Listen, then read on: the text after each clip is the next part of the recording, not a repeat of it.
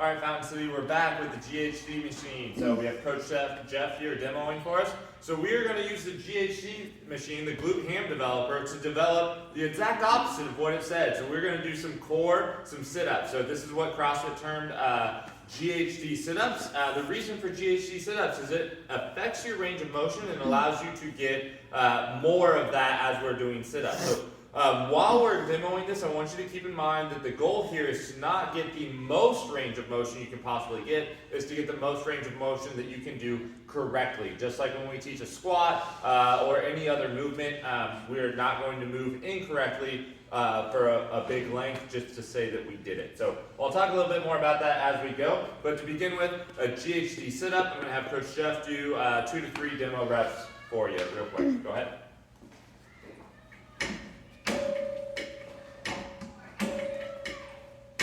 Alright, so that is the GHD sit-up. You'll notice things that he did. He touched the ground at the bottom. When he came up, he touched these foot pads. So as we learn and build capacity in this, things that you will always do. As you sit up completely all the way, you will touch the foot pads. The way that we're going to build is you will not go all the way down to begin with. So let's talk about his positioning real quick. Notice when he is up top or going backwards, there is a slight bend in this leg. His feet are also locked into these pads here, and his hips are sitting slightly off the pad. That's going to allow him to flex back in a way that he needs to.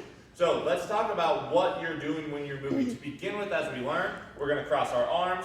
That's going to allow us to stay in control. It's also going to help us imagine getting those abs activated throughout the entire movement. So to begin with, we're not even going to go to parallel. He's going to come back, touch my hand about a quarter, 45 degrees from the top. Okay, good.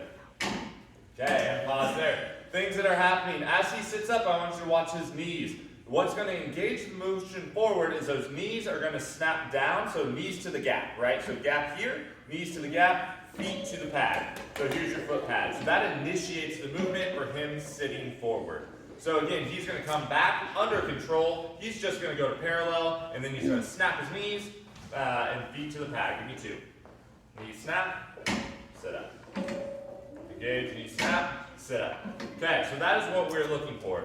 As we build capacity, we're going to go back further and further, but I do not want you trying to touch the ground quite yet. So we will build to that, because what's going to happen is we're going to lose core engagement. At no time should we be so flexed and wide open, because that's going to pinch that lower back. If after doing GHD sit-ups, you're like, wow, my lower back hurts, we need to shorten that range of motion and dial back in what we're looking to do. So give me a little more depth, but also notice how he doesn't ever flail open or lose control of the rep, even as he's going speedy through. All right, so that is still an advanced range of motion. Once we get there and we've done sets of 5 to 10, we've built that capacity, you can then reach back. So he's going to do some full GHD sit-ups. This would be the end goal for these. But again, as he's reaching back, notice that he doesn't ever get completely wide open or out of control. So he is still in control of his midline the entire way. So 2 more full ranges of motion. Knees are still snapping, feet are still going to the pad. All right, so that is the GHD sit-up. We will go over this more extensively, but if you want to do full GHD sit-ups, it's going to begin with doing partials. So we always come up, we always touch the pad, but we're going to slowly build our way down to the floor. All right, thanks, and we'll see you in class.